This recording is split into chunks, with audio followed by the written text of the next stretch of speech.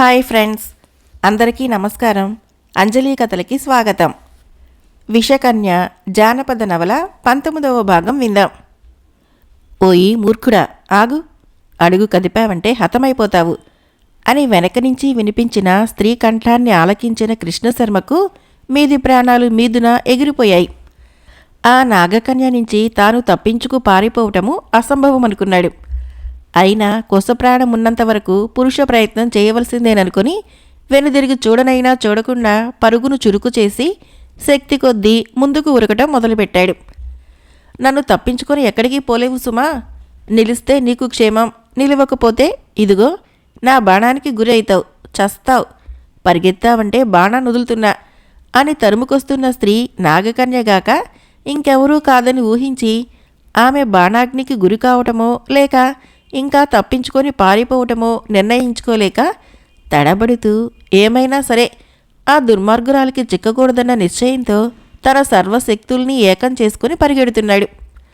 అతన్ని పట్టడానికి లేక తన బాణానికైనా అందడానికి ఆమె కూడా పరుగును వేగం చేసి తరుముతూ ఉండటము అతను గుర్తించి ఆమె దృష్టి నుంచి తప్పుకునే అవకాశం ఉన్నా లేక అతను కూడా శరవేగంతో పరిగెడుతున్నాడు. అతను ముందు, ఆమె వెనుక కొంత దూరం పరిగెత్తిన తర్వాత ఆమె అతనికి కొంత దగ్గరైంది. నిష్కారణంగా చచ్చిపోతావు సుమా, ఇదిగో బాణం వదులుతున్నాను, ఇకనైనా నిలువు అని ఆమె హెచ్చరించిన సమయంలో ఆ మార్గాన ఒక మలుపు దొరికింది. ఆ మలుపులోకి మళ్ళినట్లయితే ఆమె తన్నేమీ చేయలేదనుకున్నాడు. కానీ అతను ఆ మలుపులోకి మళ్ళకుండానే ఆ ధూర్తురాలు అన్నమాట ప్రకారము బాణం వదిలింది. అతను ఆ దెబ్బ తగిలి స్పృహ లేకుండా క్రింద పడ్డాడు. ఆమె తనకు విజయం కలిగినందుకు సంతోషపడుతూ ఎక్కుపెట్టిన బాణాన్ని దించేలోపు వెనక నుంచి వచ్చిన వారెవరో ఆమె సిగపట్టి, ఓసి మణిమేకల, నువ్వింతటి సాహసురాలువటే అంటూ పట్టిన సిగతోనే ఆమె ముఖాన్ని తన వైపు తిప్పుకున్నది. ఆ సాహసికురాలు స్త్రీ అయి ఉండటాన్ని చూసి మణిమేకల క్రోధోద్రేకంతో తన సిగను పట్టి ఉన్న స్త్రీ హస్తాన్ని బలంగా విసిరికొట్టి, ఎవరు నువ్వు, నన్ను తెలిసినట్లు పలకరించి నా సిగను పట్టుకుంటావెందుకు అని తీక్షణంగా అడిగింది. నేనెవరినో నీకు ముందుగానే చెప్పడం మంచిదనుకుంటా, లేకుంటే నిష్కారణంగా నా చేతుల్లో చచ్చిపోతావు.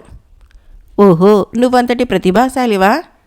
లేకుంటే నిద్రలో ఉన్న నీ భర్తను కామించి అపహరించుకుపోగల ప్రతాపం ఇంకెవరికి ఉంటుంది?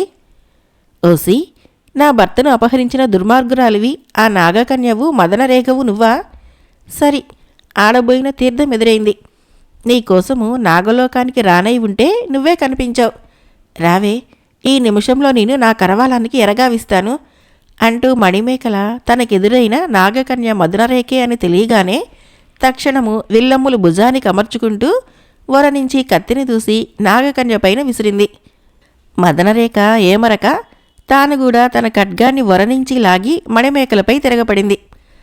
మణిమేకల వెంటనే ఎదుటి దెబ్బని కాచుకుంటూ తిరిగి దెబ్బతీస్తూ అతి చాకచక్యంగా ఖడ్గంతో పోరుతోంది.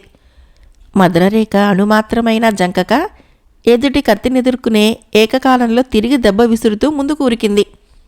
ఇద్దరూ ప్రాణాలపై నాసలు వదులుకొని ఘోరంగా పోరాడుతున్నారు. ఆ యువతుల యుద్ధము ఏ మహావీరుల పోరుకు తీసిపోక క్షణక్షణానికి ప్రబలమై ఏ నిమిషంలో ఎవరు హతులైతారో తెలియకుండా ఉంది.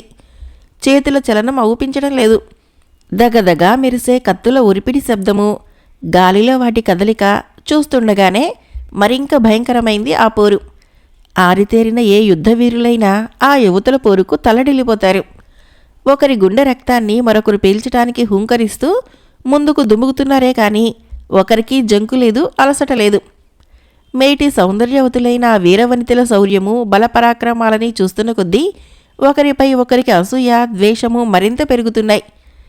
నాగకన్య తనకు లొంగటం లేదని మణిమేకల ఒక మానవ స్త్రీ అయి ఉండి తనతో ఇంకా పోరుతూనే ఉన్నందున నాగకన్య పట్టలేని అక్కసులతో ఒకరిని హతమార్చాలని ఒకరు భయంకర ఖాళీ రూపాలు దాల్చి కత్తులు జులిపిస్తూ ఉంటే క్రమంగా ఆ యువతుల యుద్ధము ఏ ప్రళయ కారణమవుతుందో అని భయం కలుగుతోంది.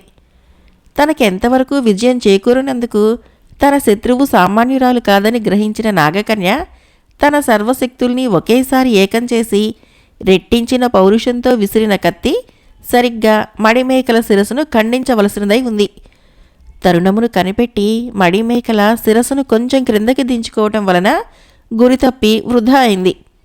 ఎదుటి దెబ్బని తప్పించుకోవటమే కాక అదే సమయంలో మడిమేకల నేర్పుగా కొట్టిన దెబ్బకు నాగకన్య చేతిలోని కత్తి ఊడి క్రింద పడింది. ఆమె కూడా నేలపైన చెతికిల పడింది. ఓసి దుర్మార్గురాల, ఇప్పుడు నీ కంఠాన్ని తెగ నరికితే నువ్వేం చేయగలవే? అయినా నేనటువంటి అధర్మ యుద్ధం చేయబోను.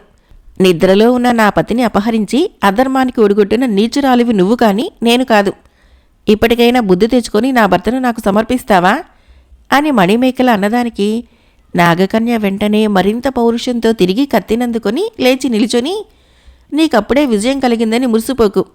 నా ఖడ్గదారులతో నీ కంఠరక్తాన్ని కళ్ళజూసి నిన్ను మట్టిలో కలపకుండా వదిలిపెడతాననుకున్నావా అంటూ మణిమేకల ఏమరి ఉన్నప్పుడు హఠాత్తుగా తన కత్తిని బలంగా విసరటం వలన మణిమేకల భుజాన గాయపడిని కింద పడిపోక రెట్టించిన పౌరుషంతో ప్రతాపాలతో, ఓసి నేను కనికరించటం పొరపాటైంది, ఇక క్షమించను అంటూ దెబ్బ తగిలిన చేతితోనే కత్తిని అతి నేర్పుగా విసురుతూ ఉంటే నాగకన్య అంతకంటే ఎక్కువ నేర్పుతో మణిమేకలు కొట్టిన ప్రతి దెబ్బను తప్పించుకుంటూనే ఉంది. కానీ ఆఖరిసారి మణిమేకలు వంగి పొడిచిన కత్తిపోటు నాగకన్య కుడి చేతిని గాయపరిచి రక్తం చిమ్మింది. అప్పటికి ఆ యుద్ధం లాభం లేదనుకుందో మరేమనుకుందో నాగకన్య తక్షణము ఒక సర్పంగా మారి చెరువులో ఉన్న నది వైపు చెరచెర పాకిపోయింది. అంతట్లోనే మాయమైన నాగకన్య సర్పరూపంలో తన లోకానికి పారిపోవటానికి ఆ నదిలో పడి ఉంటుందని ఊహించిన మణిమేకల, ఓసి మదనరేఖ, నువ్వే లోకం చేరినా నిన్ను హతమార్చి నా పతిని నేను దక్కించుకోవటం ఖాయం అంటూ తాను కూడా ఆ అగాధ నదీ జల గర్భంలోకి ఉరికింది. తాను నేర్చిన జలస్తంభన విద్య వల్ల ఎటువంటి ప్రమాదమూ లేక నాగకన్య కోసము జలభాగాన్నంతటినీ గాలించటం మొదలుపెట్టింది. కానీ సర్పరూపం ధరించిన మదనరేఖ ఎక్కడా కనిపించలేదు. కబంధుడు చెప్పిన ప్రకారము ఆ నది అంతర్భాగంలో ఎడమవైపున శిలా నిర్మితమైన ద్వారం ఒకటి గోచరించింది. నాగలోకాన్ని చేర్చగల మార్గం అదేనని గ్రహించిన మణిమేకల ద్వారాన్ని ప్రవేశించబోగా అది మూయబడి ఉండటం వలన ఆమెకు ప్రవేశం అసాధ్యమైంది. అన్ని శ్రమలకు వచ్చి తీరా అక్కడికొచ్చిన తర్వాత ఆటంకం ఏర్పడినందుకు ఆమె కొంచెంసేపు విచారించి ఆ తర్వాత తాను విష్ణుశర్మ దగ్గర నేర్చిన శబ్దభేది మంత్రం వలన ఎటువంటి శిలలైనా బ్రద్దలైతాయన్న విషయాన్ని జ్ఞాపకం తెచ్చుకుంది.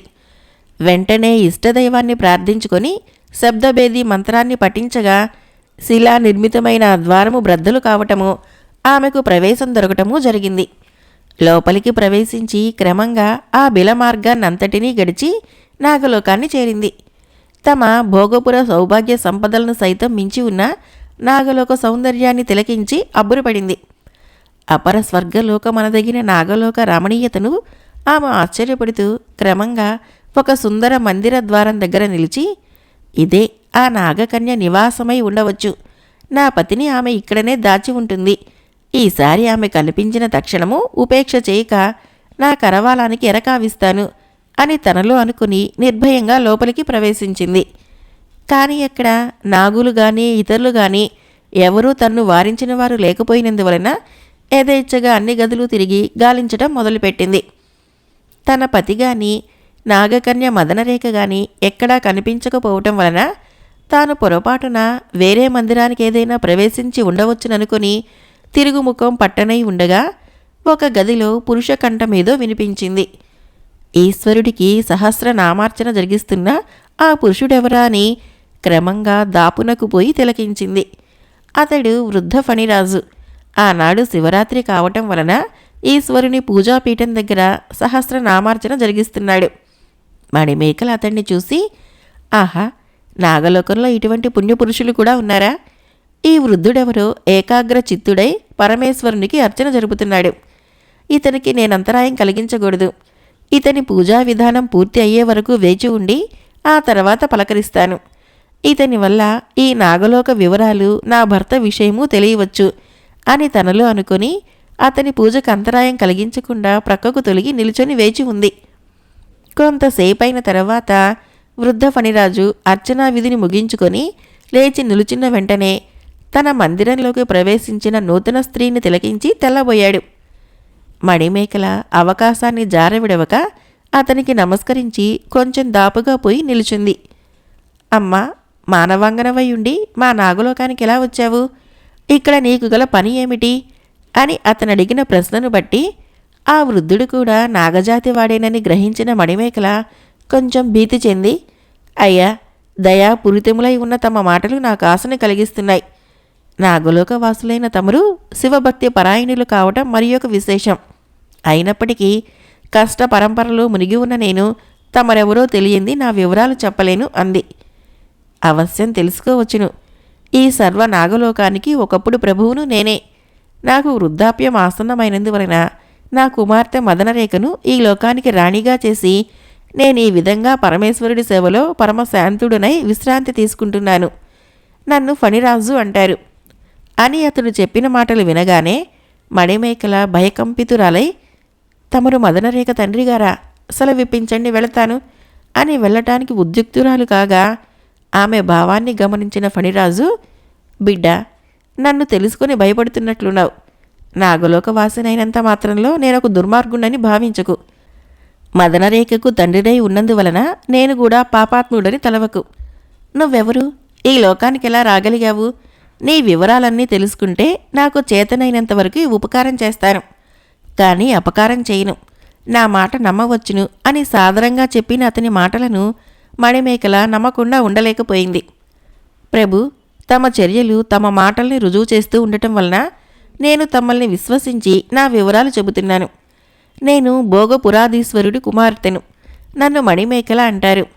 నేను అనేకములైన వ్రతాలు తపస్సులు ధారపోసి కృష్ణశర్మ అనే ఒక బ్రాహ్మణ కుమారుణ్ణి భర్తగా పొందిన తరుణంలో నీ కుమార్తె మదనరేఖ నా పతిని కామించి అతడు నా రాణివాసంలో నిద్రాముద్రితుడై ఉండగా అపహరించి తెచ్చిన విషయం తమకును తెలిసే ఉండవచ్చును అని మణిమేకల తన విషయాన్ని శాంతం చెప్పనై ఉండగా ఫణిరాజు, అమ్మా, ఇక నువ్వేమీ చెప్పనవసరం లేదు. నాకు సర్వము తెలుసు. ఆ బ్రాహ్మణ కుమారుడు కృష్ణశర్మ సతివి నువ్వేనని తెలిసి పరమానందం అనుభవిస్తున్నాను. నా కుమార్తె గావించిన అవినీతి కార్యమును నేను హర్షించలేదు. అది కూడదని, కృష్ణశర్మను విడిచిపుట్టవలసిందని నేనామెకు 1000 విధాలా చెప్పాను. కాని ఆమె నా మాటలు పాటించకపోవటమే గాక నన్నే ధిక్కరించి తన దుర్వర్తిని మానలేదు. మదనరేఖ నీ భర్తను తక్షకుడనే విషరాజు చేత కనిపించి వికృతాకారుణ్ణి చేసింది. కుమార్తె అయినా ఆమె జరిగించే హింసాకాండను నేను సహించలేకపోయాను. మందాకిని అనే ఆమె చెలికత్త సాయం వలన మదనరేఖకు తెలియకుండానే నీ పతిని చెరనించి విముక్తిని చేశాను. అది తెలిసి మదనరేఖ తిరిగి అతని కోసమే బయలుదేరింది అని చెప్పాడు. మణిమేకల భర్త అనుభవించిన దుస్థితినంతటినీ విని మితిలేని దుఃఖాన్ని అనుభవిస్తూ శ్వేతముఖి దగ్గర తాను చూసిన వికృతాకారుని గురించి, నాగకన్యతో జరిగిన యుద్ధాన్ని గురించి, ఆమె సర్పరూపంతో మాయం కావటాన్ని గురించి సవిస్తరంగా ఫణిరాజుకు విన్నవించిన మీదట, బిడ్డ, నీకా శ్వేతముఖి నదీ ప్రాంతంలో కనిపించిన వికృతాకారుడే నీ భర్త. తక్షకుని వల్ల కరువబడి అతనటువంటి వికృతాకారాన్ని పొందాడని చెప్పాను కదా. మారు రూపంలో ఉన్న నీ భర్తను నువ్వు గుర్తించలేక అతను మదనరేఖ అనుచరుడని, నాగలోక వాసుడైన ఎవరో దుర్మార్గుడని భ్రమించి బాణంతో కొట్టావు.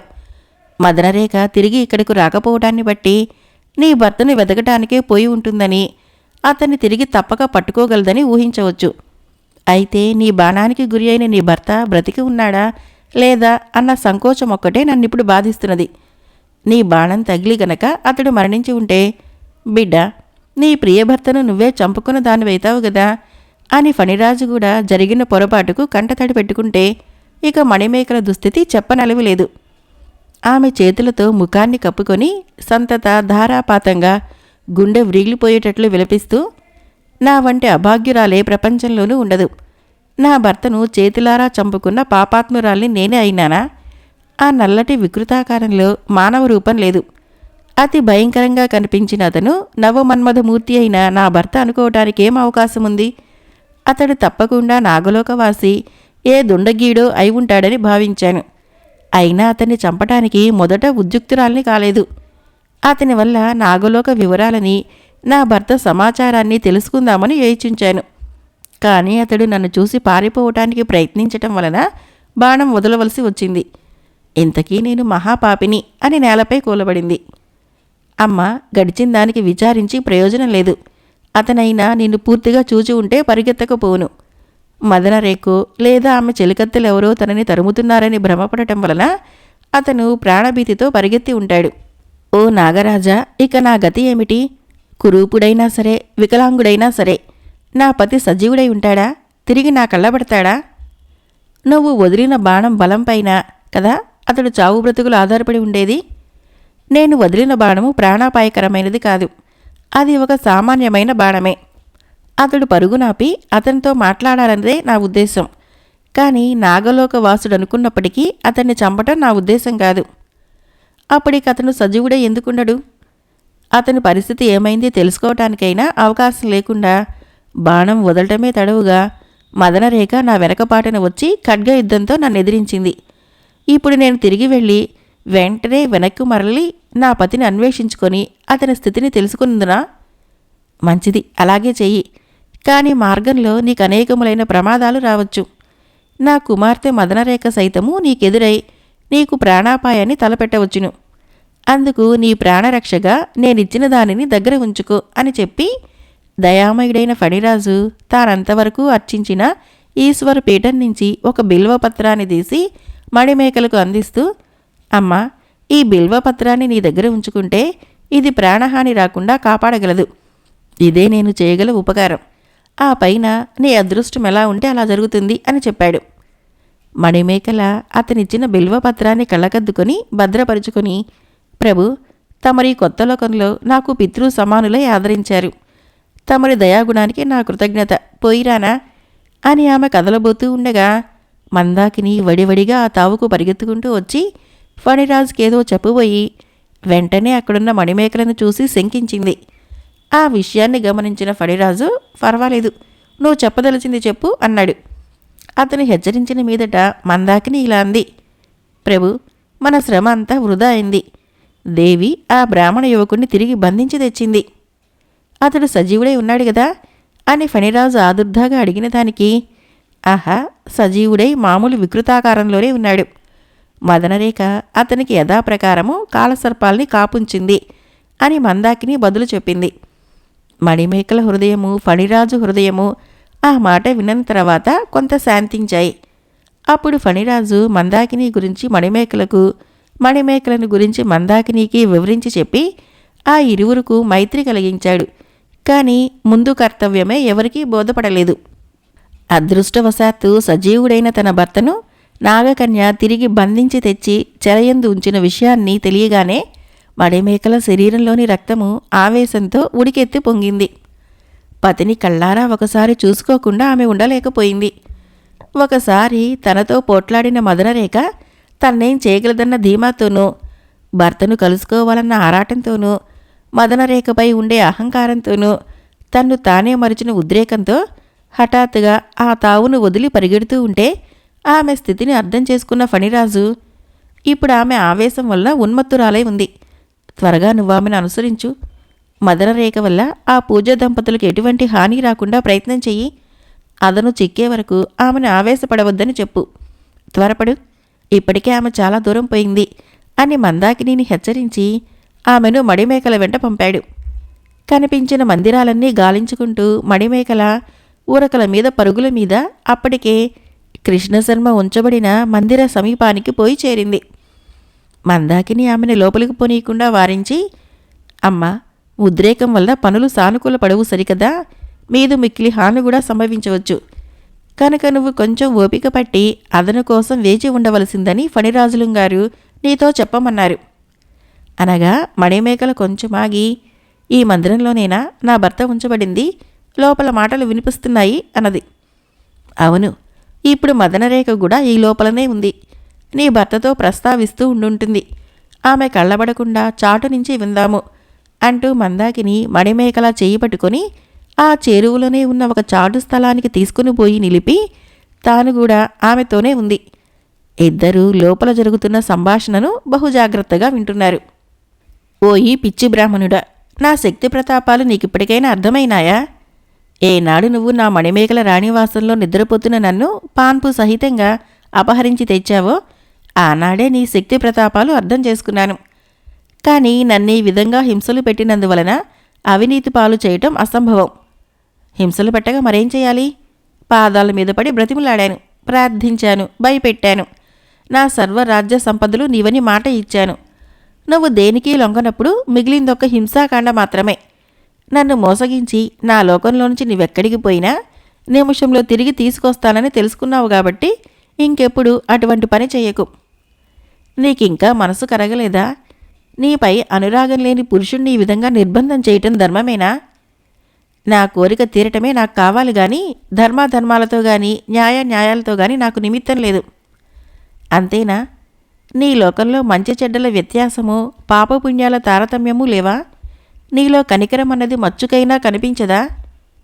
నిన్ను బట్టే నేనింత కఠినంగా మారాను. నా వంటి దయామయులు, నాలాంటి రుణానుమూర్తులు ఏ లోకాలోనూ ఉండరు. కానీ నీ వల్ల నాలోని కరుణ కరిగిపోయింది. దయాగుణం శూన్యమై కర్కసత్వమే నన్నిప్పుడు ఆవహించింది. నా చెప్పు చేతుల్లో ఉండి నా కోరిక తీర్చి ఉన్నట్లయితే నువ్వు నాలో అమరత్వం చూసి ఉండేవాడివి, స్వర్గ సౌఖ్యాల్ని అనుభవించి ఉండేవాడివి. నీ మన్మధరూపం ఇటువంటి వికృతావకారంగా ఎందుకు మారుతుంది? నువ్వెందుకు ఇన్ని బాధలు పడతావు? ఇప్పటికైనా నా మాట వింటావా? అసంభవం. ఇన్ని కాదు, ఇంకో ఇన్ని బాధలు నా తలపై పడినా నా బుద్ధి వక్ర మార్గాన్ని తొక్కదు. నేను అవినీతికి పాల్పడను. జన్మ జన్మలకు నేను మణిమేకలా సొత్తు. మణిమేకల ఇంకా ఎక్కడుందది? అది చచ్చింది.